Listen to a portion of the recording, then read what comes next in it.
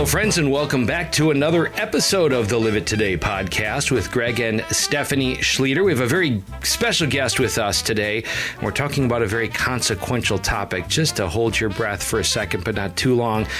Join us every day with Live It Today at liveittoday.us just to know God's love and presence in this incredible journey of liturgy that our church gives us, to take that time every morning to be attuned to God's Word, and with a particular emphasis on marriages and families. It's been a great gift to many others. So join us, liveittoday.us. And Steph, what's happening September 8th? Join us at Our Lady of Lourdes Parish here in Toledo, Ohio, for an outdoor Ignite on the birthday of our Blessed Mother. So 6:30 p.m., again, Our Lady of Lourdes. It will be outside. Obviously, if it's raining, we'll move inside the church, but bring a chair or a blanket, bring kids, bring neighbors, bring strangers, bring them all to the Lord. We'll have Eucharistic adoration. Confession will be available. Max, the infamous Max, will lead us in praise and worship. And yeah. So CatholicRevival.us, absolutely free, but it's helpful to know. So let us know by going to CatholicRevival.us. Okay, so Drew Blazsik, Drew and Jesse and beautiful family and us were together recently at a wonderful family picnic. I hope you're absorbing, all of you listening right now, the graces of marriage and family and connecting. And I was blessed again to benefit from Drew's wisdom and insight. He is a professor. He's an economics expert, I would say. He's very attuned, particularly from a Catholic perspective. Mm-hmm. And what's most consequential, I think, is he isn't simply one who studies this. He genuinely has a value in understanding it and living it, and in the context of marriage, family, and home. So his wife, Jessie, the amazing Jessie, and 7 beautiful children. Their home is roughly behind ours. It's through the woods. Our daughter created a little pathway because such affection that our kids have for the Blazsik, as do we, but it's kind of sweet. One of them had created a path through the woods so that they could get more readily to their house. Anyways, Drew has written a book that he has submitted, so we're very excited that he is going to share with us some of the key ideas of this book called The Forgotten Sin of Usury. That ought to capture our attention. What? Usury? Sin? Maybe many of us don't know that. Byline, debt, labor, and the moral order of the family. So in the name of the Father, Son, and the Holy Spirit, amen. Lord, open our hearts and our minds to know you all the more deeply, to love you with all we are, and to follow you, God, even in the most difficult of circumstances. Your wisdom is beyond compare. Help us to follow and to be guided by what you reveal to be true, more than what we just think is true. We ask this in your name through Christ our Lord. Amen. In the name of the Father, Son, the Holy Spirit. Amen. So just out of the gates, that is a key principle.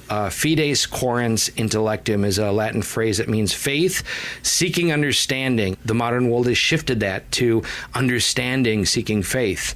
I mean, how many of us are plagued by this? I got to understand it first. Now, they're woven together, faith and reason. They're meant to be woven together, and Drew is a great example of seeking to do that. But just for all of us, really, let's approach this conversation, what Drew is sharing, that the measure of it is not how difficult, right, or how popular, or what culture says. Let's really endeavor to understand what has Christ revealed with regard to these matters of usury, debt, labor, and certainly the moral order of the family. So, Drew, we just really want to benefit from your teaching. We have a short time here today. Tell us about this book. So the purpose, I guess I can go with what the purpose of the book was. I've been studying, found it fascinating about the teaching of usury in the Catholic Church. And based on that teaching, you can really bring out the economic and financial teachings of the Catholic Church, which many churches do not have. They don't have those kind of teachings, and you can get very in-depth about it. Now, there's been many books try to explain usury, and in my purpose of this book is the first couple chapters, I do try to define it through scripture. I try to define it through encyclicals and the councils. And I do put St. Thomas Aquinas and some other saints quotes on it, but I really want to identify it through that.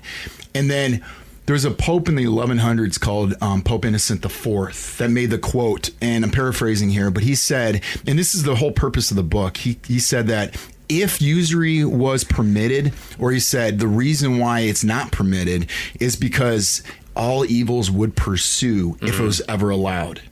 And he goes, it's a matter of fact, all evils would come from it.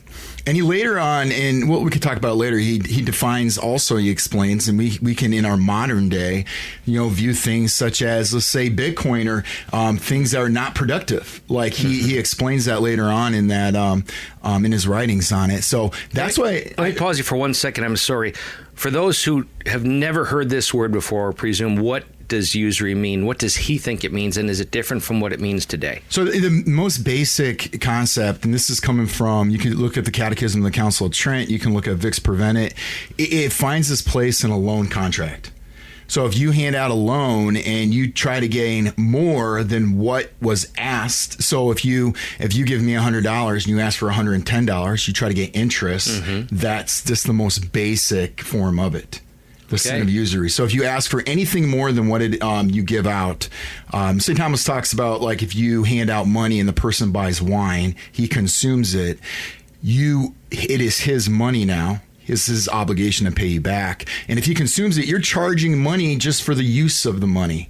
And I think that's the most basic, what you can look at it, how it is. Now that definition is very difficult to try to apply all financial dealings we have today. I mean, the Vatican takes out loans probably, and dioceses and Catholic entities, right? I mean, they now take loans or lend loans with percentage, or so. Is there an issue there? There's different contracts. Now we can get into that, and I do that in chapter 2. Is that can you? So I think we should, because we're short of time. I'm going to jump to the Fifth Lateran Council. The Fifth Lateran Council. I'm going to find the quote here. It tries to say there is just titles to a loan. So it mentions that you could have risk. I have to define what risk is. It's not risk like you think I might die tomorrow or I could do this or do that or whatever. Risk is a business activity that if I'm going to give you money for a productive reason, I should be joined to the profits of that venture. Therefore, if you made money, I make money. But I should join in the risk. If you don't make money, I shouldn't be able to use that loan to take your house from me, your property from you, and everything. That's the risk, right? If you don't do well in a business, I don't receive the profits, the fruits from it. And then you got expense. So this is what the Fifth Lateran Council says. Expense is a big one. So if you want to borrow $100 worth of gold and I have to hire, let's say, an armed soldier to grab the gold, well, it's a just title for you to pay for that, the expense. And then it talks about labor. We can get into that later, but it's really good, by the way. Keep going. It's insightful. Labor is very important because when we look at financial dealings, is there labor involved? Because many things, and I'm guilty of this too. I'm not there's things I purchased. Now, I think the intent is very important of why you purchased it. But if there's no labor involved, there's no work involved, I think that goes to the spirit of usury, where we want to gain profit and gain from something that doesn't have work involved. And you see that through wealthy, people, like, instead of doing some sort of work or true risk, they just want automatic gain and profit from it. And I think that goes into the spirit of it. But if you talk about the true definition, is the loan contract, the mutum contract. Mutum, fun word. Sounds like Star contract. Wars term. And I hate when that, because I always mispronounce those words when it comes up. But so it's just really, let's say I own property, and you see in the Old Testament, and then back then, this is what we have to understand too, and this is why our debt society is so wrong, is that back then we had people only borrowed because they had to pay taxes. They borrowed because they were starving. They didn't borrow because they wanted the latest, greatest thing. That's our debt society telling us that. Therefore, that's why they had the Jubilee, is because what was going on, if you they lend it out to people and they couldn't pay it back, they would lose their property. But in the Old Testament, they always got their property back, because man's property is for the virtuous life of the family. It's never meant to do that. So the sin would rest on the lender, right? But we can go later in it. Borrower also, I believe, has to do with some obligation. And sin involved too in our society. But back then, if you're starving to death and you need to borrow, you're never guilty of the sin of usury. Yeah. And if the lender is extracting more than what was lent to him, that's the sin. Okay. And the Council of Trent makes it clear. I don't have it pulled up exactly, but it says if it's a loan if you ask for more than what was lent out. I mean, in the most basic terms. And we have to clarify a couple things. Vix Prevenit was the last encyclical taught by the church. Say that phrase again. Vix Prevenit, 1745. Oh, is that a Latin phrase, Latin word? Vix Prevenit? Yeah, it's the encyclical name. And it was Pope Benedict XIV wrote about it. And in the beginning, he said the sin is found in the loan contract. He defines it. And he does go about just titles later on. But what he says, what we cannot argue, and some people do argue this, what if it's a rich or a poor man getting a loan? You can't argue that. It doesn't matter. It's still a sin. And you can't argue if it's small or great. And he says in the Vix Prevenit, a lot of times we think in our day and age, well, it's only excess, like heavy, large interest. Well, you can't define that. Like, what's large interest? Well, 10%, 9%? A principle is a principle. It's really if you're gaining profit, you're making money from doing nothing. Yeah. You can look at it that way. And if you get away from the actual strict definition, I think you can apply that to everything we do in life. Yeah. Am I trying to do things without work? Am I trying to acquire something without gaining stuff? Or taking advantage of somebody else? Let me ask a question practically, because we see AI that makes production. I interrupted you, Steph. My apology. AI world, which allows a tremendous amount of, shall we say, production and capacity with generally little effort. It takes an insight and knowledge and prompting and all that. And that is a key thing. Totally get that. But across the board, for instance, you're a professor, and even prior to AI, there were models of I record my lectures.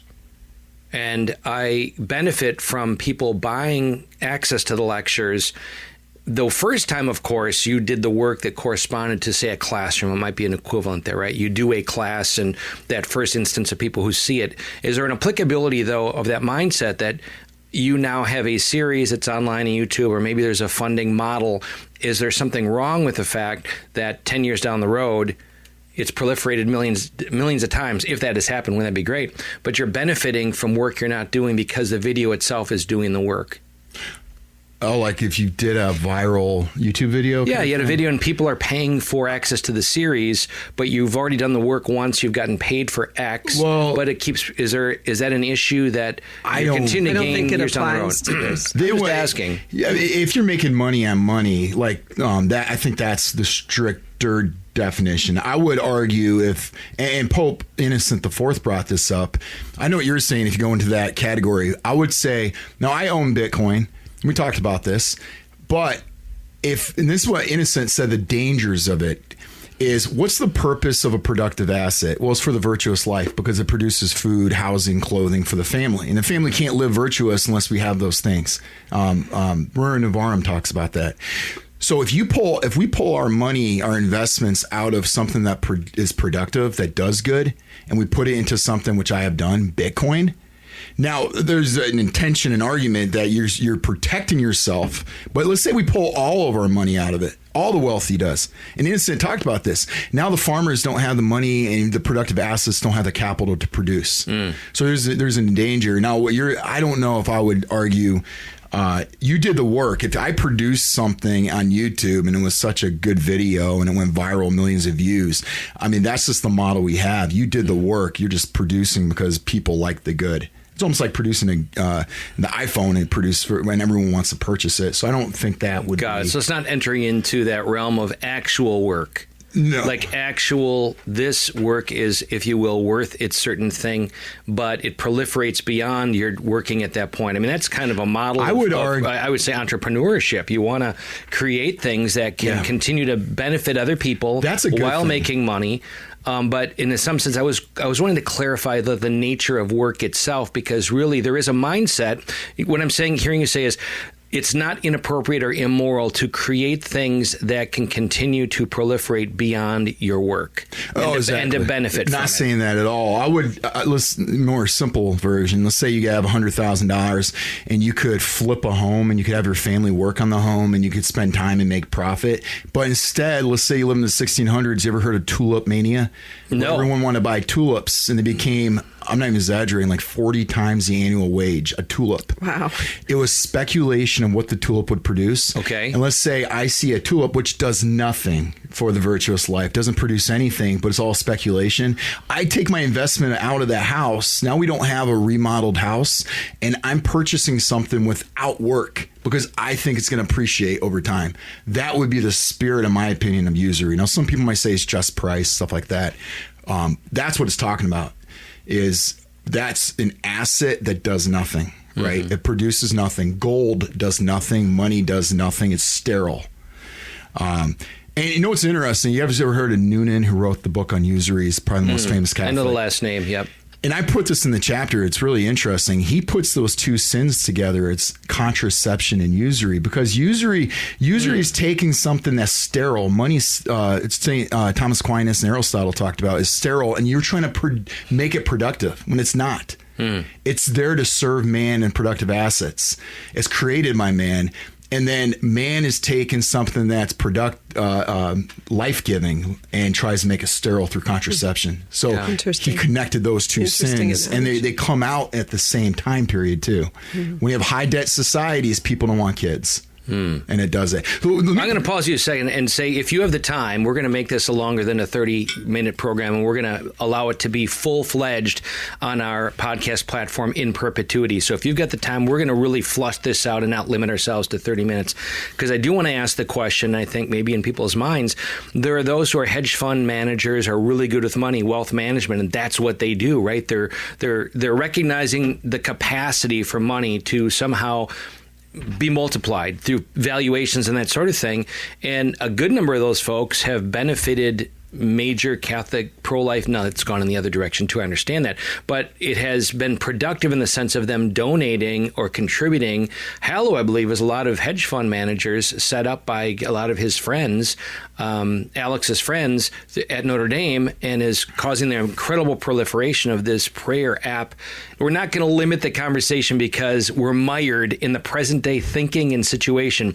I want to be hit hard, and you bring that reality, Drew, which is why I want this conversation. I think it's important. What is the truth? How do we understand it? And let's not limit its sharp bite if necessary. But that kind of question is a question that maybe some people might have. So if you want to stick to the strict sense, it's a loan contract. It wouldn't be usury, right? Okay. Now, some people delve into it. I'm going to read the Fifth Lateran Council, the true meaning of usury, what they use. And I love this. And this, I think, would make a lot of sense. Some people might argue that point, like New Polity down in Steubenville. They might argue, if you heard those guys, or the 401k or stuff like that, or you're just buying paper without any work. You don't even know what's going on with the company. I think there could be some truth there, but that's just so debatable, and that's the argument. Now, if we stick to the true sense, there's no argument here. Loan sharks, like you need to get that payday loan. That's usury. Easily, right? Credit cards. You're buying a consumable good. You're eating some. You're going out to dinner and they're charging you 30% interest. Right? That's usury. Now, if you're going, I don't know. So let me read this definition. Yeah, please. So this is the Fifth Lateran Council, and this is, I based my definition off, and I interviewed a couple people. I don't know if you guys know Brian McCall. He's a professor in Oklahoma University. Tell us about your podcast midstream here so people can listen to that conversation. I have Logos and Markets on YouTube, so I interviewed a few people on it. Okay.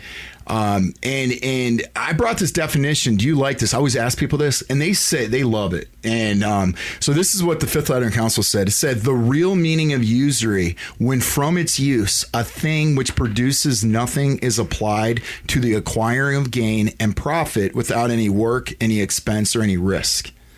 I love that. So from that, I think we have to judge our financial dealings based off this. And that's what I think this is the best definition. So you can argue. I'm going to give you a quick example, and some people might disagree with this. Let's take a mortgage, right?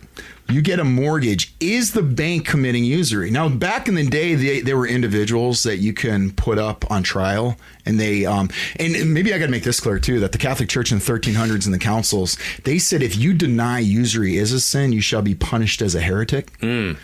And also, they said, if you're a convicted usurer or a notorious usurer, you shall not have a Catholic burial or receive communion. So it is stuff. a grave situation. Now, back then, it was a person giving the loan. Now it's institutions. So how do you put up an institution up, right? Mm-hmm. So let's think about a mortgage. Now, some people might disagree with this, but I think this is great. If you do a mortgage, don't you have to pay closing costs to the mortgage company? Don't you have to pay all that? That pays the labor and the expense. Mm-hmm. Is there risk? If you know how money is created in the United States, they are not lending out someone's deposits at a bank. A commercial bank is creating money through lending. That's how we work, the Federal Reserve System. So it's not like they could have used that money for something else. They just created the balance sheet on an asset and a liability instantly, and they just created new money. So there's no risk there. And then if you don't pay the payments off, what does the bank do? They take your house. They have the asset. They control the asset from something they never owned in the first place. So I would argue you already pay the closing costs. You already pay the fees. The underwriter, they need to get paid. All the lawyer, all that kind of stuff you have to pay. That's an expense, makes sense. But then it becomes a financial instrument where banks are trading and selling their mortgages. I would argue, right, that's usury in the strict sense of the bank is committing that. Now, the problem in our economic system, if you want to buy a house in 2019, let's say a $230,000 house, and you say, you know what, I don't want to get a loan and I'm going to work for 10 years and save, which I'm a big proponent of being a saver, and we can go into that. Why? The problem with that is that if you waited 10 years, because of our monetary system, prices skyrocket, you would be left in the dust. Therefore, our economic system promotes you to go into debt sooner. Mm-hmm. Because if you didn't, it will cost so much more. Yeah. Or a $30,000 car might cost $50,000 in how many years? Right. So you have an incentive to go into debt now, and that I think that's the whole the architecture of usury, why they built that in the system, for that purpose. So there's no condemnation. People have a mortgage, but I'm saying is the banks, are they doing it? I would argue, yeah, the lender is. Because the fees are paid, there's no expense, there's really no risk. It's not the risk that we're thinking of. And it's not a productive asset, right? You're not producing anything from the home. It's where people live. So then people might ask, well, how do you get loans? And I'm kind of jumping to my last chapters. That's a great question. Yeah, keep going. The United States Constitution says Congress should determine money. It is so simple for the public and private. Public can easily do this to have interest-free loans for homes. I'm saying that is a possibility that you could have. Now, I would have to go more in depth. We don't have time on this podcast to do that. But the point is, Congress has power over it. And what we did was we handed over money creation to banks. Banks create money. Not the Fed, banks do. So when a commercial bank gives you a loan, that's new money. When you pay off the loan, it distinguishes the money. It's gone. So they have an incentive to give out more and more loans. If they don't give out loans, there's no money. So it's kind of a weird economic system. And that's why we have laws that protect bankruptcy. So if I owned a business, I declare bankruptcy, who do you think are the first people that declare the assets in bankruptcy? Are the bondholders. It's debt. And then also you get interest free. So we have laws that protect debt. So I'm kind of jumping way ahead on it. No, it's good. These are, by the way, folks, we are blessed to have Drew Blazsik with us here with Greg and Stephanie Schlueter, the Live It Today podcast, and obviously encouraging you to join us every day, liveittoday.us. And we're talking about consequential matters, consequential kingdom matters, and we don't want to waste time, if you will, with things that, if you will, everybody agrees with. These are some challenging principles in looking at our money and looking at our systems, especially with the rise of things like Democrat socialism. Check out a recent podcast we had about that. And we'll be continuing to have that conversation. But before we, and maybe in subsequent episodes, Drew, we need to talk about our current modern reality and the way people are looking at material matters and managing their lives, because that's a whole other layer of conversation. Are couples getting married, going in with two incomes in mind, which, if you will, forces them to think of alternative forms of their children being taken care of outside the home, away from their mom and dad, whole issues because of their economic mindset of how they look at things, a whole other area. But the infrastructure of this is an understanding of money. I wonder if you could just say a word. as you mentioned, this is a grave matter. 13th, 14th century understanding of church teachings that you couldn't even get a burial if you were a big user into usury. A lender. Lender, okay. So just if you could, tightly as possible, connect with us why our money matters in this regard, lending, usury. Why is it so immoral? So we can go off Innocent IV when he said that all evils would pursue. Now let's look at, we talk about the lender. Now let's look at the borrower. And that's what I really try to narrow down on it. Think about what debt does. Debt creates a system where I want something today before I actually work. Mm-hmm. And so you might be out there and say, I don't do that. Like I'm staying away from that.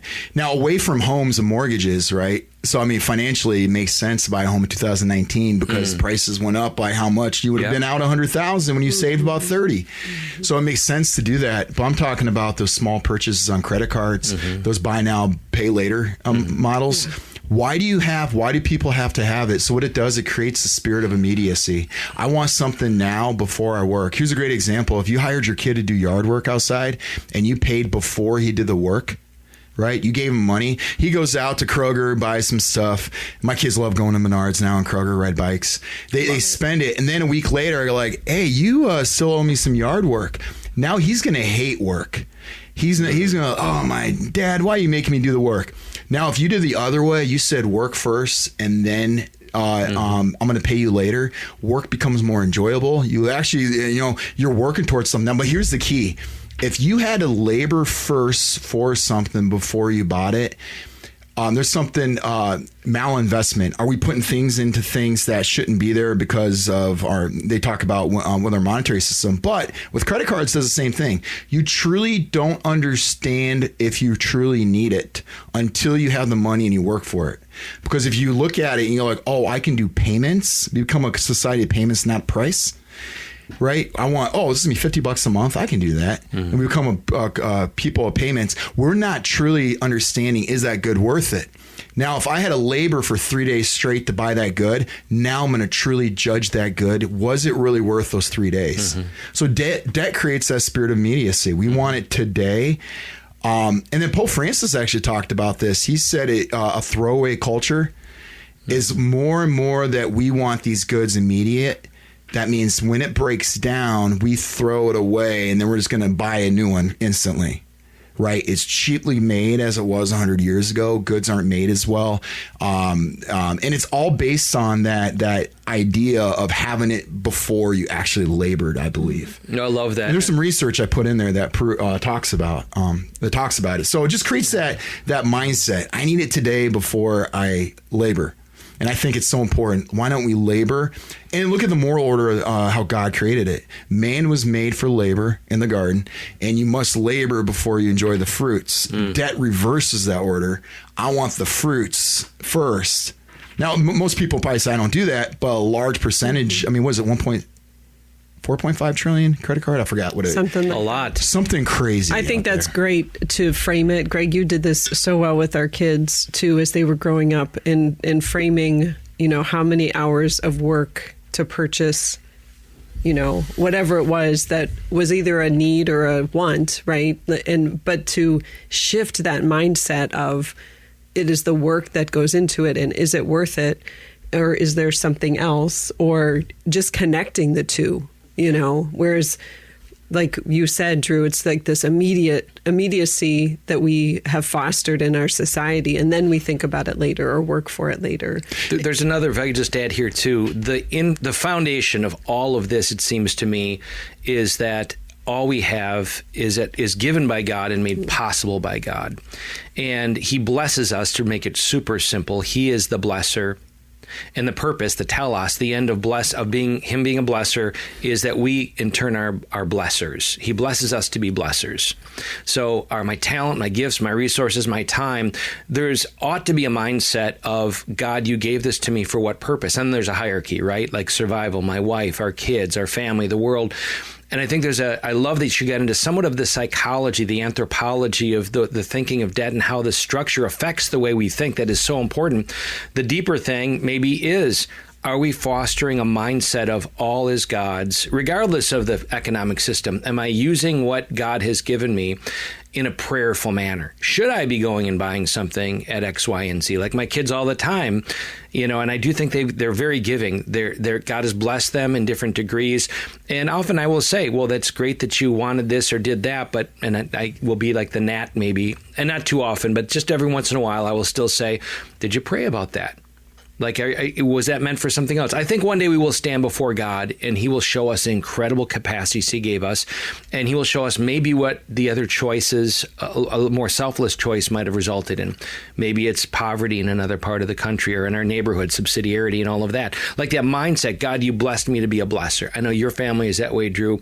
And honestly, I think that promotes this sense of I'm cooperating with God in the gifts he's given me to build the kingdom. All right, continue. And I would say, so off that spirit of immediacy, what does it create also? If you need something in the here and now, you're not looking at I call it the eternal horizon. You're not looking you don't look for eternity. Debt doesn't do that. Society looks at immediate today. What's the pleasure today? So therefore, children are something that are very difficult and hard, and it pays off into the future, right? You see how they grow up. That's why a debt society, and it's proven over and over, they don't have children. Death society doesn't have children, and they don't think there's a fear of the future. I don't have the money. And part of the reason, too, is think about it. If I start buying those buy now, pay later, I got this mortgage, I got this car I shouldn't have got, right? It's way more, but you know what? It's really nice. And you put everything into a payment. That means you're booking out your labor in the future to pay off your pleasures that you did in the past. So everything was immediacy, and you're working for that. Say it again. I mean, that rolled off your tongue. And you're saying a lot of very insightful concepts here, but repeat what you just said about the future and the present. So if I do it again. Yeah. So if you are constantly looking for today, and I'm trying to think exactly putting off the future. You're putting so future in if everything becomes payments, and you got that 10-year more, I don't know, 8 years. I know you could do car loan and all this, and I wanted that Escalade, and it's $100,000, whatever. You're putting all those payments. That means your labor into the future must pay off your pleasure that you wanted in the past, especially those things like cars, which are depreciate and go down in value, or the whatever it is. But it definitely makes you want the pleasure today. And think about all the sins that come from that. I was going to write individual chapters on it, but that might get kind of boring. Food sins, where you just want the pleasure, not thinking about what's the purpose, the primary purpose of it. You have family and sex. It's always the pleasure before the actual purpose of family. You have so many things that we always want, and I'm guilty of this. Like, instead of exercising, I want that energy drink, right? No labor. I don't want the work, which exercise gives you the energy. Instead, I want that energy drink. And I do that, so I'm not guilty of that energy drink. Well, the new proliferation I'm not innocent of that. And the new proliferation, which we're learning, we'll have to do a whole episode on. What is the drug people are taking? For weight loss, yeah, which is cash. You're writing checks that cannot cash on the whole human body in terms of your mind, heart, body, soul. People who are thinking of an easy way to lose weight instead of doing the work and have a healthy lifestyle, it is having a huge effect. Anyways, I love where you're going. Keep going. So, I mean, debt does that. Claims on your future. Right. And you're kind of a slave to that's what a bond is, like debt, a bond, your bondage to something. And if you're bondage to something, they own you. Now, even think about this, is the more debt we have, the more tied we are to our job. And if we have another COVID situation that pops up and we're afraid to say something and get fired, the less likely we are to speak out. If we are families in distributist sense, Catholic economics, that we own productive assets, which I don't even care about the corporation or the government, I own things, I would never be afraid to speak out. Right? We're afraid to speak out because we have this massive debt and we're controlled somewhat by corporations, because you have to work. If you didn't, you're going to lose your house. You're going to lose everything because you don't own it. Because we're not a country of, I would argue, we're just a country of debt. I love what you just said there. And for all of you who are listening, he used the word distributism, which I think really became popular, clarified by Chesterton, I think, and many... Belloc. Okay, Belloc. And maybe, okay. Worthy of looking into, because there's a deep reflective Catholic sensibility there about this order. And by the way, these are conversations, just so delighted that we're unpacking this as much as we can. But all of you who are listening, maybe these words are just swimming past you. Invest in understanding the implications of the way we think about money, about how it's structured in our society, and how the decisions that we make and our attitudes truly have concrete repercussions for healthy living, for living the abundant life. That's my summary, and we're going to keep going here, but just hang in there, right? For some of you, this is terminology and ideas like, I get my check and I go and I pay things. We're dealing on center stage right now with economic models are at stake, and connected to them, we're seeing a view of a social structure that is either atheistic in a lot of ways, or it acknowledges God and his order. I might even be more simple. You don't even need to be a believer per se. I mean, it dignifies the order. But if we go to the Greeks, right, there is an order that we need to recognize that is for the good, objective good of the human person. And that is fraying at the seams. And Drew here, an economist, a professor, has written a book on this. Again, I'm going to repeat it: The Forgotten Sin of Usury, Debt, Labor, and the Moral Order of the Family. By the way, he has submitted this for publication. It is not out yet, but mark it, write it down: The Forgotten Sin of Usury, Debt, Labor, and the Moral Order of the Family. He's trying to unpack it and communicate it in simple terms for us, because we can't just sit on the sidelines. This has deep, meaningful implications for kingdom think, kingdom building, for this world that we are all called by virtue of baptism to participate in building. Go ahead. And then we can talk more theology on this. Is if you look at Christ when he's on earth, he didn't have the glory, the resurrection. He had the suffering first. He went to the cross and then the resurrection. And if you look at when man was put in the garden, it was cursed, because now labor is somewhat suffering. So we can't reverse that and have the pleasure before we do the work. That's contrary to the gospel. We must suffer first and then be glorified in heaven. That's so important to see in that. But that's what debt does. It kind of reverses that moral order of the family, right? That's so good. Never thought about these things. Keep going. Love it. But Fulton Sheen, I remember watching this a long time ago, and this is a great insight. He said on his TV show on YouTube in the 1950s, he said, isn't it interesting, because he always kind of dwelled on suffering. He said man's capacity to have pleasure does not last long at all. Pleasure only lasts and if you have too much of it, it becomes suffering. So pleasure does not last long. And then he finds it so fascinating that a person who doesn't think they could suffer for decades with like disease or whatever they have a capacity to suffer so great. What's the purpose? Is because it should point to eternal things, heaven, which is the pleasure, right? Heaven should point to that. That's why earth isn't made for that. And that's why a debt society creates immediacy, and you don't look for the eternal horizon because you want the immediate pleasure today. It just creates that, and you might not even think about it, or you might not even be a high debt person, but it creates that in society. And our society is a debt society, our monetary system. And we can get further into our governments that way. What are we at? 40 trillion in debt? Crazy. Everything is debt. Yeah. We want something, and politicians have a whole chapter on it. Politicians know have a politician, everyone agrees we need to cut the deficit. Once a politician gets specific on it, they get kicked out of office. You always have to towards people's pleasures. And it's so connected with that, but it just creates that when we reverse the resurrection before the suffering, the crucifixion, it reverses it. And I think you look for earthly things. I got to pause you just for a second and invite our listeners, as well as myself, to consider whom are those that we look to as really living the life, right? We're aspiring, if we had what they had. It's why people buy lottery tickets.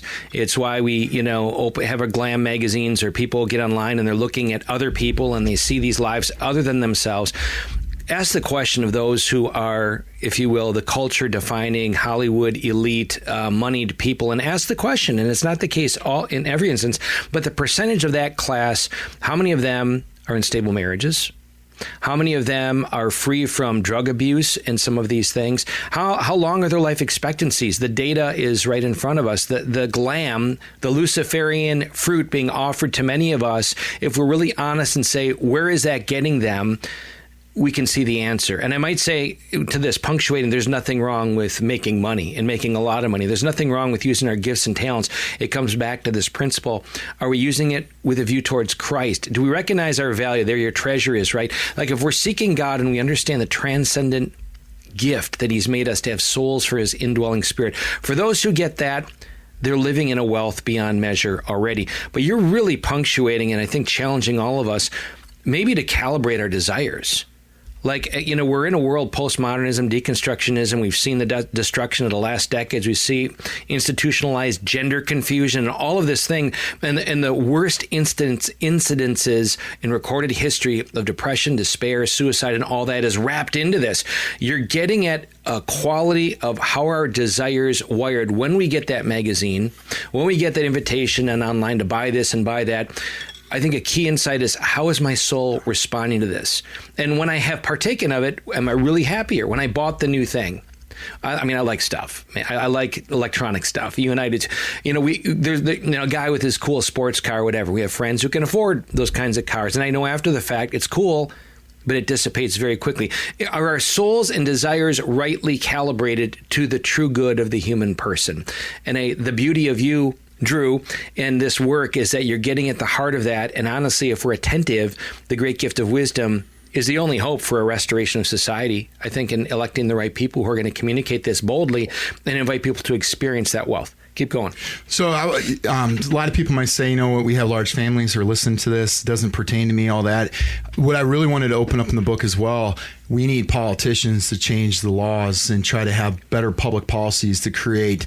If you want to think about our government either creates strong government or strong corporations. But we should look at Catholics. How do you build strong families? When I mean strong families, where the father owns productive assets. We own things. Where that's what we want to look at. Now, so we talked about how it creates immediacy. Now, we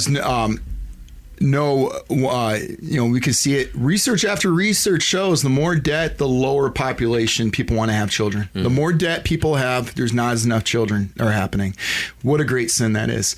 Also, there's research that shows the more debt you have, you're not as good as a father. You're more upset, things, because that you owe something and someone has it over you. And if you can't pay it or you lose your job, it's going to be devastation. Divorces are because of debt and finance. Like, it destroys families. The research is pretty overwhelming on it. But if you look at the loss of an inheritance, if you had to ask the average person what is an inheritance, I want you to really get this picture. Imagine the average American dying in their deathbed, and all they did was save all this money, and they have it in a 401k, millions of dollars. No one ever used it or even seen it. It's put away some way, and they're dying, and all they do is hand paper to their kids. Is that really a Catholic inheritance? It destroys inheritance, what we think inheritance is. Inheritance should be, first off, the faith, inheriting the faith. And it should be that you're inheriting a skill that you use your money, your resources to produce a productive assets that you teach your children, and they learn from you, and then they have those skills and move forward. Not the idea of just handing a bunch of money when you're dead. And most people don't use their 401k. They die. I mean, they might use a little of it. So I argue that a productive property and the loss of inheritance becomes from this debt society and how our economic system looks at retirement and how we look at things. And Chesterton and Belloc saw that too. They saw that if we become a nation of wage earners, that means that's all we are. I hand out my wages and we don't own things. Like, we think owning is just a house. No, they want you to own product. Thomas Jefferson was big on that. Small farmers owning things, not big corporations that own everything. Yeah. That's a huge thing. We kind of lost that idea of what true inheritance is. Let me pause you just on that point, because in the modern world, you're speaking of something that's more than just, I go to Best Buy and buy stuff and I own the cool things, gadgets or clothes, if it's a woman, maybe a guy too. I don't want to prejudice that, or cool cars. That's not what you mean when you say own things, correct? Productive property. You own, let's say, a workshop. You own a wood, a capacity to produce. You own farmland. If you look at 100 years ago, what it would take for someone to own something like that. And Chesterton would argue this. He would say it should be easy. The government should be set up. If you have the capacity to produce, you have the hard work, that you should own the farmland to produce for the common good for the people in your community. Once you take that away and all we own is our house, we get to pay off 30 years, right? We're not what Chesterton Belloc would say, we're just wage earners. That's all we are. By the way, I got the capacity to produce. Got to give a shout out to Austin Mass and Mike Giannetti boys down in Bowling Green, uniting families, seeking God's will, Catholic faith in their church, and it seems that they are sincerely about that. I mean, you're more familiar with what they're trying to do, and it seems at some point we'll have them on this conversation because I know that they're really endeavoring to live some of these principles. Yes, they're looking to get, and I argue in the book that the IRS should make this capacity for tax-free money or company match tax-free money that we have in our 401k. They're looking to acquire money through investors to buy local property productive stuff to earn an income off of that. And I argue we need that as a policy as well. That's awesome. Now, and I want to get this point, and this is so clear of Pope Francis talked about the throwaway culture. That we want something. Hey, don't worry. You could put it on a credit card. And this sounds so weird. I love saying it this way. We should love our goods for what they are. Like if you own a car, we should love it for what it is. And we should take care of it. And a lot of times you think of how people handle things, they don't love it for what it is and they just throw it away, or they just could get a new one. Or what do? We outsource our labor because it's cheaper in these high debt societies. It always happens this way. Someone makes it cheap in a foreign country. We want cheap because we're just going to throw it away. We have that immediate mentality. We don't look at, I want to buy this good and hand it down to my kids that lasts a long time. We just look to purchase something. Look at the furniture in my house. Is it going to last? Back in the day, it did, right? Because a couple things, it wasn't just built cheap, it was built by your neighbor. When you build something, you have productive assets, you have a more of a love for that good that's you want to hand down to your children. Now, what I try to argue in the book, and the throwaway culture also gets rid of the eternal horizon, as in, look how churches are built today. They're built in a way where they have to get remodeled and things have to happen. They're not built to last, and they're not built to awe people.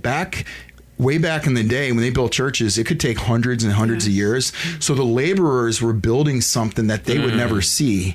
They were building something for their children and their children for God. They're building for God. And once you get rid of, if you want it, immediacy, once that spirit comes in, you're not looking to build things for the future. Therefore, what that naturally does, you forget your past. What happens? You throw away the traditions that you had because you have everything new. You could just buy it like everything just easily. You could buy new. We're always looking for the new thing rather than, whoa, what did the church teach? Maybe that's why it's the forgotten sin of usury, right? We forget what it is. And then that happens. Just look how they built the cathedrals. Yeah. And they didn't buy it on debt. They didn't say, oh, we got to do this in 30. They looked at everyone put their, if you had a skill, you were participating. If you're wealthy, you're putting money into it. But it wasn't for your generation necessarily. It's for the generations to come. You know what's unique in this moment? We've lived here for 13 years and been blessed to interact with a number of business leaders.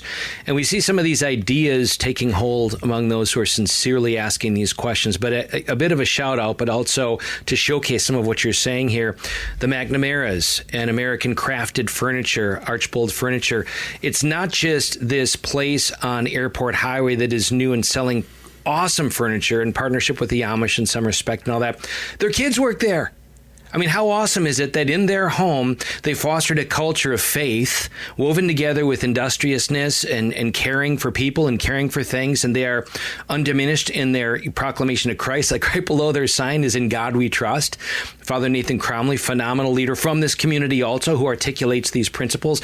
But there's a standing example of somebody, of a family that it's not just we want to make money and pass this on to our kids. We see the treasure is forming them to be able to use their gifts and talents and skills to support their amazing families, their kids and grandkids. We're blessed to see them in church and different places.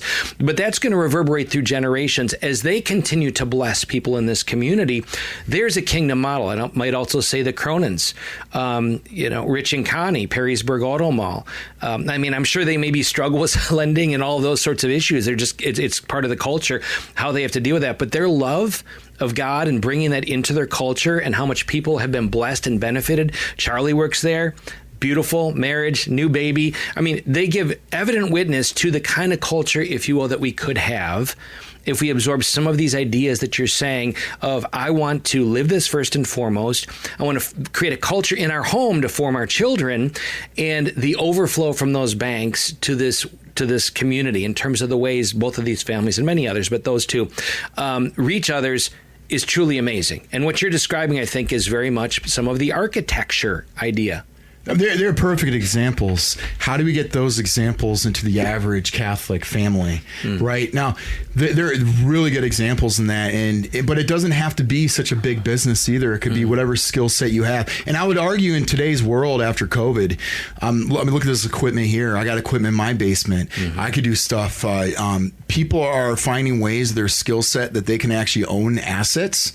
You know, you put money into it, and then you actually have a skill from your home that people will say, wow, that's valuable. And I think if we go more towards that, that's like the idea of small-time farmers in today's world, that if we can get more of that. So, I mean, those two families are perfect examples of that. But how do we get that into the average Catholic home, which is very difficult in our system, right? Yeah. But no, the perfect example. But you as a father, you have, 7 children. They're younger than ours. Your oldest is kind of younger than our youngest, our 6. But you're getting that idea that this really is what happens when you have a family that's living what it's meant to live. Praying the rosary, going to Mass, dad and mom involved, really attentive to their journey in life, which we know is a challenge. But you're doing it, and I see we could have a whole conversation about this, but in this community, just want to say if you're endeavoring to do it God's way. And let's face it, every day it's hit and miss. But, we're seeking God's grace. And the communities, like when we were together this past week with these other families, these conversations are being had. I just want to say that to people out there. This is not just theoretical principles that have no bearing on human existence. We're seeing young families and those up to those our age who get these, have done the fight of seeing alternative views and recognizing this is not simply ethereal theology, right? This has a bearing on livelihood, is a bearing on living the abundant life. I think a good example is like your own child, Dominic. Yeah. Because Dominic he loves running. Yeah. And he took that and he had to buy some assets, right? He had to buy some stuff. After using mine, yes. And after he used and abused it.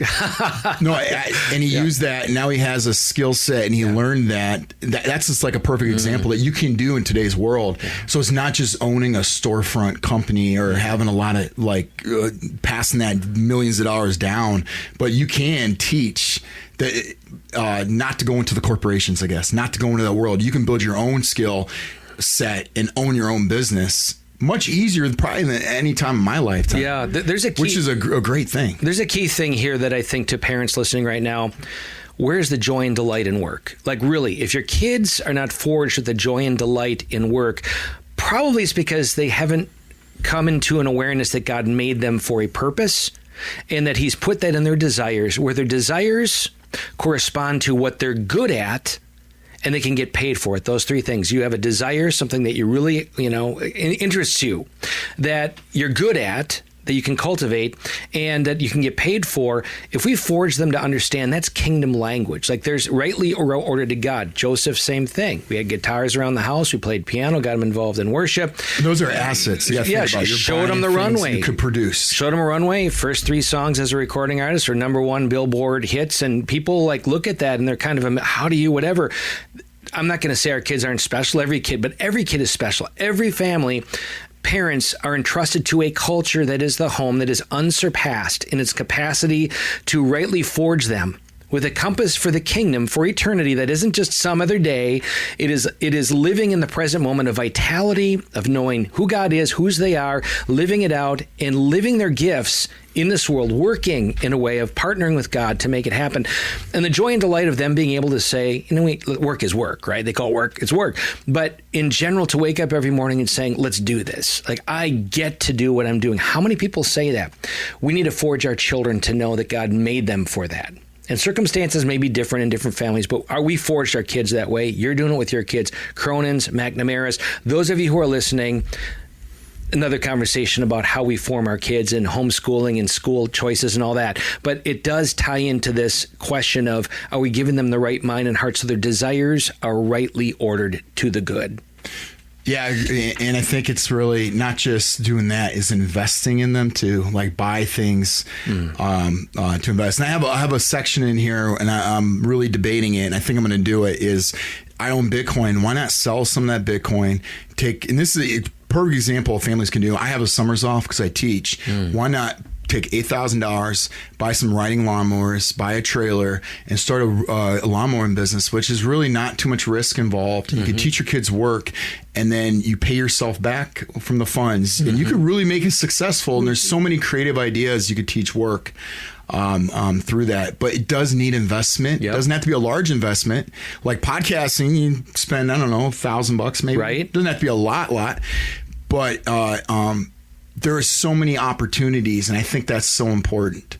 And I think with homeschooling too, because we have 2 kids go to school, the rest are homeschooled, you guys are homeschooled, is that it does create creativity. Homeschooling, when you're not sitting down all day listening and you got to do this, that. If you could foster creativity, that's so important, especially in the age of AI. That AI really helps out creativity, I think. But if we partner with it well, there's dangers there, of course. I know you agree, but just to use it well and understand how is it a tool. It makes students I see stupider or a lot smarter. Yes.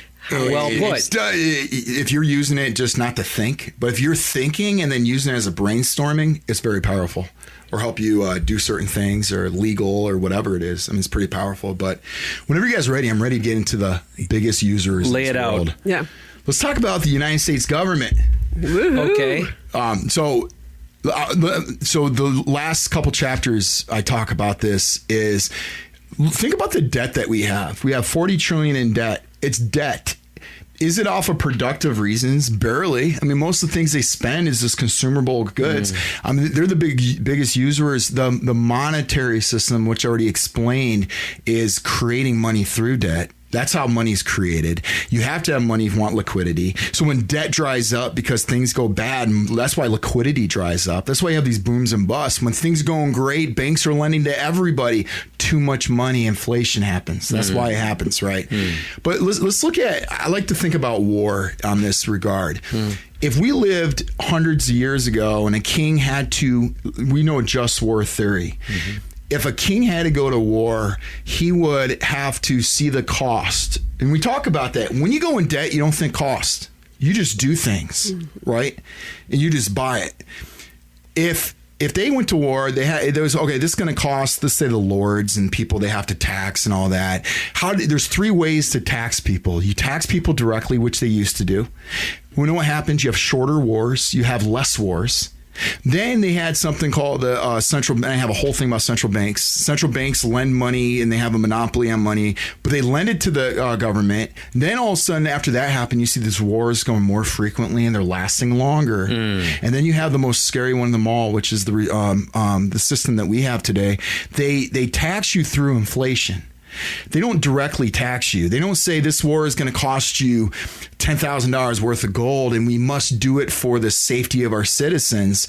They just say it's going to cost you, okay, my taxes, they actually give me a tax cut. And we don't see it happening. All prices go up because of it. And they tax you through inflation, and we don't even see it happening, and we don't question it. So this is my point on this, is that when they argued the first Iraq war in 2002 or 3, okay, I have the numbers somewhere in here. I got to find it. Georgia's war, yeah. And they estimated it was going to cost $50 to $80 billion. The war was. So we're like, okay, well, if it's not going to directly, like, nobody really thinks of it. Well, the war happens. Were we really thinking, is this war just through a Catholic lens? I'm not going to argue that, but were we really thinking that? Well, Brown University did a study a few years back. They estimated that $50 to $80 billion war. How much do you think it's cost so far? And it's estimated through how much the soldiers need medical issues through 2050. They estimated, and they included Syria in here, $2.89 trillion for the war. So if you do that math and you look at how much that really costs per citizen, that's like asking every household, I forgot, $22,000 to $30,000. You're asking every household to pay this amount of money for something. So we don't really understand, is it just? And we're never looking at a war just because they inflate it through prices and we never see it happening. Yeah. So it commits those evils and we don't know what's going on with it. Is it lasting too long? I mean, if you just look at the Afghanistan war, how many years? 20 years we're in it. I don't know what the cost was and all the soldiers that died in it. And then what happened at the end, we pull out and just give them all our weapons. And you know why they gave all those weapons back? Because Hillary and Bill needed to hide. I don't know. That was Obama. That was under Obama's watch. But why would they just let them have? Why wouldn't they ask for it back? Because then they have to go to Raycom and they issue billions of dollars more to produce more weapons. It's more money right back to those manufacturers through debt, through inflation, through all that. And they do it all the time. I mean, if you look at the costs. So we never get a real good... So through our system, through usury, we don't get a good idea of what they're spending money on. It could be war, it could be anything, because we as citizens never hold them accountable. And we never really think, was that really worth it? Because it really never came out of our pocketbook. But I saw one study, now this might seem crazy. They said in today's world, the average city, you're living in poverty unless you make over $140,000 as compared to 10 or 20 years ago. Wow. That's short of a time. Why did that happen? Is because the government is, and maybe I just got to mention, what is inflation? It's not prices going up. Inflation is inflating the money supply. They grew the money supply so large and prices going up was a result because of inflation. That's different. If you have a disaster, say a tornado, that could cause prices to spike. That's prices going up, right? But inflation has increased the money supply. That's different. That causes all prices to go up in food and everything. So just a commentary from the common man here sitting on the sidelines with some familiarity. We're talking about a disconnect from money from the human person and what its essential purpose is and our connection to it, that if there was a greater connection of our responsibility and what money really is, we'd be more judicious. We'd be more moral. We'd recognize some things may merit, like let's just say, as you put it this way, what if every American was presented before the war in Afghanistan or whatever, here's the bill, $22,000, and you decide to either yes or no, pay this bill before we go to war or not, and we don't go to war. What's going to happen in that scenario? That's a responsible view of every human. We get this when we manage our own households. Like, right, we get whether usury or debt or credit cards or all the rest, at some point it comes to roost that a father is going to say, I got to pay my bills because my credit rating is in the floor, or whether there are implications for a lack of responsibility. I could get kicked out of my house if I'm not responsible in paying what my bills are. There's a direct connection of my management of my money and implications. Seems to me at least a remedy is to how can we help awaken consciousness of Americans to know there is a personal responsibility. It does have an effect, whether you see it or not. And it does translate into the moral life, the spiritual life. It's just, you would have to, I think the only way to correct it, you have to change the monetary system. So my purpose is to awaken people to think that we actually need public policy change, because we're never going to see that. We think, if you ask the average citizen, they think inflation is natural. It is not natural to happen. If you look at the 1800s, a house in 1810 to 18, it was very similar, which means you could have labored. I want you to really get this kind of picture in your head. If your grandfather labored and he worked hard, and then he gives you, let's say, the house and it's worth the same, or the gold. Let's say he saved all his gold and he's held on to it. Well, it's worth the same as it did before. What they're doing now with money is your grandfather's work. They're taxing his labor. He made $10,000, we'll say $5,000 for the year. They made it so pathetic. They taxed it. They took rid of it because it's worth nothing today, right? Actually, if you don't mind, I can get in a little history, and this may make a good picture. In Roman times, you ever heard of like debasing the currency? They did a couple things. They would mix the metals. Let's say you had a gold coin, silver coin. They would mix it with nickel and stuff like that. Or they clip it. They'll clip it. But no, think about what happens. You guys know, familiar with 1964 quarter was all silver. 65 was what we have today. So what do you think happens? It's called Grisham's Law in 1965. What happens in circulation of the 64 quarter? It comes out of circulation. You keep it because now they're worth $5-6. And 65 quarters is all you get. Grisham's law. Bad money is what happens. Good money's taken away. So back to the Roman times, when they clipped coins, everyone's like, this isn't worth that. I'm going to hold on to the old money. But you're protected because you have the old money. That makes sense? It's an asset. It's a real physical asset. But, yeah, they couldn't tax your gold. Because the only way they do it was forcefully go into your home, which FDR did in 1834. They made it illegal for Americans. But anyways, but in Roman times, you had that gold that was worth, even they debased the currency, what you did last year was still worth that. So you're protected. Now think about the fiat currency we have today.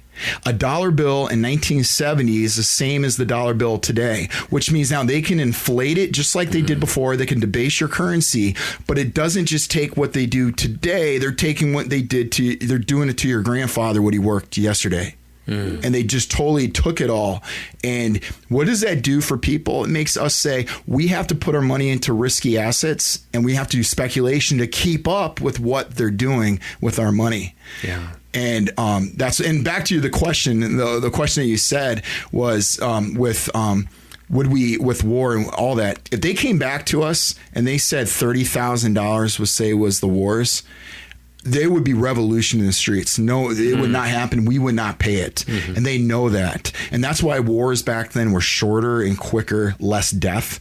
And that's why the 20th century, we've seen a lot more bloodshed, longer, and just drags on because we just don't know what's happening. So I think people got to get upset. There's a pause. They did that to our money. Yeah, there's a huge pause that we ought to have, in a sense, in this moment. I mean, this moment in history, this moment as we look at these circumstances. You have and are marvelously unpacking the connection of a monetary system and our attitudes and desires and how they have direct implications. I keep repeating it. Worthy of, again, all of you who are listening to try to grapple with some of these ideas. And I'm very excited about this book coming out, and I hope that it is accepted, The Forgotten Sin of Usury, Debt, Labor, and the Moral Order of the Family by Drew Blazsik. And you're with Greg and Stephanie Schlueter on the Live It Today podcast. We're going to continue the conversation here and hope, again, I'm going to give you an email if you have want to interact in any particular way, and maybe we just continue. Certainly go to liveittoday.us, our podcast, and add your comments there, because we want to foster conversation. We want to be open to truth. We want to be open to what is the verdict of history and our Catholic faith on these matters, because it is something we need to, especially to your point, Drew, if we're interested beyond ourselves, if we're interested beyond even our children, if we're interested in our children's children, and we recognize that is playing out right now, the shape of their world is playing out in decisions we're making today, we got to be informed. We just do. We got to be informed. And I was at some political, there's some guys who were running for Senate a few years back, and I don't want to say his name, but I remember I walked up to him and I said, They all have, if you ever listen to them, they all have the same talking points about spending in debt, but they never cut spending in debt. None of them do. And we all know that. They all say that. And the foundation of all our debt is the monetary system. That's the foundation. Why? And especially after 71, there's no tie to anything like gold. And I brought it up, and they just kind of like laugh it off, and they just say, I don't know about that. But when you hear people talk about it, it's like the government is addicted. It's like the person who's addicted to drugs, and the drug dealer is the one's making everyone addicted. The Federal Reserve is the drug dealer. Unless you deal with the monetary issue, it is so hard to stop that addiction. Yeah. On that. But good analogy. How about your final part of your book, Drew? The home, the hearth. So I do go into laws, I think, to strengthen the family, because there's a lot of economic encyclicals, which are awesome, beautiful, and they talk about the family as the institution, the number one institution. Then you got government. Corporations are not really listed as important, but government's important. But family is as or greater, the encyclicals talk about, as in an institution for. But government's very important too, and. I want to say, how do you strengthen the family? I'll tell you a quick little story on this. There's a guy, I won't say his name either because he's running for office, and he gave a talk. And after the talk was a family morals, or what do you call it? Family. It's all about the family he's talking about. I was like, that's kind of interesting. So I walked up to him, and in the 70s, Ronald Reagan passed the no-fault divorce law. And that One of the biggest tragedies. That was the biggest one. But you have to go, that's the foundation. You have to correct that. You have to eliminate, you have to, all the states adopted it. So we have to repeal that law. Because if you want to cheat, right, you should lose everything. It should be that. It shouldn't be no fault divorce. So I walked up to him, a big family values guy, and this whole talk was about it.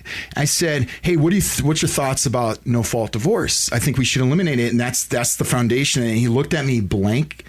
And it looked like he never thought about it. And he goes, I don't know anything about that. Oh, and he's looking at me like, and he's been in the Senate. He's been in the Senate in Ohio for a long time. Wow. And then someone swooped in and tried to interrupt me real quick. I was very upset about it, by the way. Yeah. And that was so telling that politicians don't really have the perspective of the foundation what caused these issues. And they're not doing it. Let me pause you and have your train of thought. Those of you who are listening, I respect you, Drew, for confronting respectfully public leaders who, by the way, I wouldn't fault you for naming them, because they are representing the ideals that we are either supporting or not supporting. You're connecting dots here and you're pressing them for integrity, without which they can just package noble ideas that don't translate into what's under the hood. And in my opinion, I wrote an article this, GregorianRant.us, integrity. What are the words we're using? What are the things we're standing on? And let's not get lost in the eloquence and, the way in which, the manner in which people maybe draw us in by their passion or whatever. You're getting down literally into the weeds, seeing the weeds, and you're asking for clarification on that. And it's unfortunate that that's falling apart. Keep going. Oh, fine. I'll name him. It was Macaulay. He's running with Vivek. Okay. All right. And he was in the Senate for so long. Okay. I was just blown away by that at the breakfast the prayer breakfast. Okay. And he knew the audience. So he knew there was a bunch of religious and he was talking about it. And I just I'm tired of speeches. Mm-hmm. I'm really tired of it. There's issues that they could do and they don't touch it. Yeah. And when he had that blank look, either he didn't have the talking points or he really didn't know anything about it. And I don't understand why everyone knows about that. I thought in politics, kind of obvious, but anyways, so if you talk about the hearth or the family, we need to restore property back to families. So Belloc said, if we do not restore the institution of property, we cannot escape restoring the institution of slavery. There is no third course, Belloc talked about. And Chesterton talked about it was stolen away from individual families over the centuries or last, let's say, 150 years on it. So I have a couple of ways to think about. One thing is, I think this is so easy. Trump could order whoever's the head of the IRS, order to change the code and make it much more easy that if I work for a business and they give me a company match and they give me tax-free money, instead of going to globalist companies, and I want you to think about it, if you give it to BlackRock and they own a company, they have voting rights in that company. Therefore, you give up your voting rights, and you want to know why all the global companies think the same is because they have your 401k and we're investing in it, a Vanguard. Anyone out there, go to who are the 3 biggest owners of every single U.S. company? BlackRock, State Street, BlackRock, Vanguard. Yeah. And there might be another one in there. And they're owned about 10 to whatever percent. They're the number one voting rights, and that's why who owns BlackRock? BlackRock, State Street, Vanguard. It's all owned by those 3. What we need to do is reverse that and give it back to individuals and communities. So we should be able, instead of investing in these funds, which are contrary to our faith, I should be able to use that to purchase a rental property, purchase a home I could flip. It does a couple things. It puts money into the community. Like, the IRS doesn't need to know exactly what I'm doing, right? Let me buy my own money and do some investments. And also what it does, think about it. Instead of me going to work all the time, like I told my boys, and even my girls might want to get involved too. I own a home. Let's sell it in a month. Let's go do some labor together, learn how to do a floor, learn how to do this, learn how to do that. There's a lot of families do that, but we don't have the financial capability, and most people don't have to do something like that. Why not give our 401k that we could buy assets in the community? It'll benefit the community and it'll benefit our families through work. And that goes back to that. I think that's a huge one. I know I talk about housing and zoning. We absolutely need to increase the supply of homes. I think there's too many restrictions on that regard. I'll get to the last chapter, but money as a measure, not a master. I list 2 or 3 alternatives to our fiat money system. Number one, I want to people to talk about. It's called the Chicago Plan, and there's a paper written in 2012 by Michael Kalmoff from the IMF and the Bank of England, and I was in communication with him. I might interview him pretty soon. He wrote a paper and then he revised it to make it more simple. The Chicago Plan was believed by all the economists that back in the 20s because they hated the Federal Reserve System. And what happened was after World War II, the debate shut down, and now it's just every nation's a debt monetary system after World War II. Chicago Plan, we need to correct that. Nothing. For you to buy a car and you want to save and then buy it later, you have to make sure it's not inflated from $20,000 to $50,000 in 15 years, right? That's the monetary system doing it. We have to correct that so the car is still worth the same. And really, those TVs, a lot of prices should go down because of technology. But why are we getting this increase? It's because of prices and restrictions. And the last one I would say, and this is what I ended the book with, it's called The Architecture of the Hearth. Did you guys know, not to put you guys on the spot, there is one, and this is what a lot of conservatives might get mixed on. Money should not be used as a private good, as in a market good. It should be by the Constitution, Congress. It's controlled by government. The king would put his money, his face on it. Did you know there's one public bank in the United States? You guys ever heard of this? It's controlled. People can look it up. Very successful. It's called the Bank of North Dakota. It's a public bank. Meant the deposits of the state are deposited into this bank, and the bank only benefits the people of North Dakota farming, and they can issue lower loans to help out people and businesses. It's not a socialist idea. It's because money should not be a private matter. It shouldn't be commercial. It should be the government, technically, and because they should issue it. I would argue that this is very possible that we can, with private and public help, that, and there's some restrictions and safeguards, that families should be able to purchase a home interest-free and use the savings that would have went to interest into investment funds that could buy public or private property, productive property. So how does this work? If you buy a $400,000 home with today's interest rate, how much interest do you think you're paying for 30 years? A lot. Over 450 or 80,000. So you're buying 2 homes. So the bank got a home on something they created out of nothing because they have a monopoly from the Federal Reserve, and there's no risk. You already pay the costs. You already pay the upfront costs. So they're paying that. So my argument is they should give families, if they live in the home for 10 years, should be a lot of restrictions on it, that they should own the home either very soon in 10 years and then use those funds to buy property. Because if I had an extra $450,000 within that time period, we could own a lot. And we could have more creative ideas on it. I think that is the home is where it starts. Of course, that's going to beg the question, to what degree does the government restrict or guide something that is so personal, which is to say, if you have discretionary assets or you do acquire additional money, all of us could say it could be invested or used in a beneficial way, but who decides, right? And honestly, this is I realize that needs to be worked out and how it's structured in a way where there's maximal individual discretion. But most people today, and this is perhaps a key underlying issue, is do people have the integrity or character or vision of these principles that we're talking about, the nature of money and the nature of how we, have self-mastery and surrender immediate desires for greater things for our kids and in the future. That vision to me is the driving, if you will, dare I say, engine of, regardless of the economic system. I love and appreciate how you're saying the implications are, because most people are, let's face it, they're weak-willed. They go with the flow. They don't really exert. Those who do exert themselves do very well, who say, I can master myself. I don't need to give in to this immediate desire. I'm going to save money. I'm going to be judicious in how I invest it for the purpose of advancing what I'm meant to do. But those principles have to correspond to whatever structural order we may see. You could put restrictions, but I would argue that even if someone was careless with their money and they bought consumable goods, that's better than a bank producing billions and billions off of something they didn't work for and they created out of nothing. They have it through the government. That would be better. Like Fair they point. Had to buy stuff. But you could easily put stuff in that you have to show that money went to something that some kind of land or something. You could easily do that.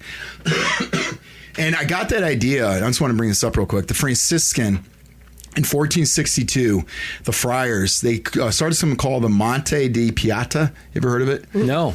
So they realized that, and this is before the council or the Fifth Lateran Council, but this was after some other ones that talked about the sin of it. The mountain of piety. And then what they did was they created a system. If you needed a loan, it was interest free. And then the argument was, well, they have all these other costs. They had to charge some costs, but not interest to make up that. And then that's why the Fifth Lateran Council was actually had to question, is that legitimate? And they said it was. If there's costs involved, you're allowed to charge it. But anyways, they had that idea, and it lasted hundreds of years, that people through private donations got interest-free money. And they could, and they just had to repay it. And so that is a Catholic thing, which was very cool if you look it up. And then it kind of went away. I believe it was in the 1800s. And it was Pope Leo X who approved it. He did the Fifth Lateran Council. But through our system, the government, the public can easily do that. And I looked it up. If you look at the amount of money they give interest-free loans to corporations, which is crazy. Instead, give it to the families. Yeah. So that's the thing. Instead of building corporations, and we talked about this, what does capitalism create? Capitalism, if it's, and the popes never, you have to identify what you mean by capitalism. If it's that the capital has the preeminence over labor, and that means the money flows and you see the wealthier get wealthy. And that's what we see with the billionaires and the trillionaire. What happens is it creates a social fabric that you need socialism. So in extreme capitalism, if it's unbridled, right, and everyone's getting wealthy, the poor don't own productive assets, therefore the government must have a social system to pay for them. If the system's built on families, not corporations, not government, families, and you build up the wealth of families, you will never have that issue. But the problem is, corporations need labor and government needs people addicted to the government. The families, a strong family, as we know, politicians would hate. Yeah. So it must be created through subsidiarity. We must have laws that local communities must have the power, not centralized communities.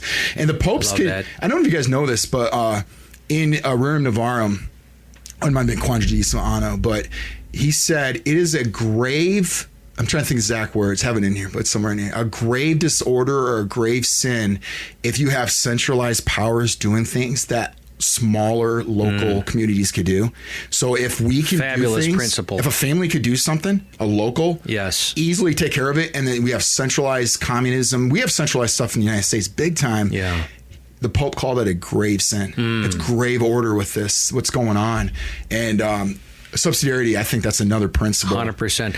Drew, this has been an invigorating conversation. I must confess, in the supply and demand nature of the human body, I am needing to respond to the call of nature. And I may be regarding that this is a conversation that needs to continue. I think I encourage all of those of you who are listening, listen to it again and again. If you go to YouTube version, you can get the transcript. I will try to link to this in the show notes, but I think there are fundamental principles here that are worthy, in fact, imperative that we understand and engage with the implications of the things that, Drew, you're speaking of. And I'm so grateful to you for this. The book that we hope is going to see the light of day, The Forgotten Sin of Usury, Debt, Labor, and the Moral Order of the Family. I want to give you a final word here, Drew, knowing that we're going to move at some point. We're going to recover, pick up on this conversation and continue, because it's got to be more than just an episode that we have an aha moment and move on. This is infrastructural. Like, this is kingdom infrastructure considerations, weaving. Word became flesh. Logos became sarx, became logos. We need to understand these things and really wire ourselves correctly in forming our kids' desires and the way that they live, and subsidiarity and community, and all that is extremely important. So final word this time. Final word is it starts with the individual. We should have a plan not to go into debt, right? And train our kids to work and then purchase. That's what it starts with. Then it starts with the family, that we need to think about what we want to give an inheritance to our kids. And it's not just money, it's the faith. And think of a skill that you have, and you could really bring your kid along to learn it. I think that's so important. And then we need politicians to go out there to do Catholic principles, subsidiarity, and we need a new monetary system. There needs to be pressure to do it, because if we don't do that, there's definitely not a big outcry with politicians. And if it ever happened, I think that would be there'd be a massive battle, because there's a lot of wealthy people make money because of the monetary system, and there's no work involved. They're not producing anything. They're taken from the productive class. And finance, I teach finance, but really finance it's can be like Vegas. Yeah. It's just gambling. Yeah. And we see it all the time. So I think we need a lot of public policy, a lot of changes. But it starts with the monetary system. That's where we have to start. Folks, you are tuned into the Live It Today podcast with Greg and Stephanie Schlueter. This is the longer form version. We're delighted that you hung with us, and we encourage you to please click that bell if you're on YouTube. Substack is its foundation. Check it out. Please share it and have the conversation. Share it with people, because I think it's the kind of thing we need to talk about. Please check us out, liveittoday.us, our daily Live It gathering reflection. It's very impactful, and we do invite you to please consider joining us for Ignite on September 8th, catholicrevival.us. It's free. Our Lady of Lourdes Shrine, a very beautiful evening of reverent worship and praise, Jesus outdoors at that beautiful shrine that we have here in Toledo, Ohio area. Drew, blessed to have you in our community, blessed to have you as a friend, and very grateful for you and what you're doing with this project. Again, The Forgotten Sin of Usury, Debt, Labor, and the Moral Order of the Family is a book we pray is going to see the light of day, and we will let you know. We'll keep you up on that. We look forward to having you back and continuing the conversation. Until next time, God bless you. Thank you.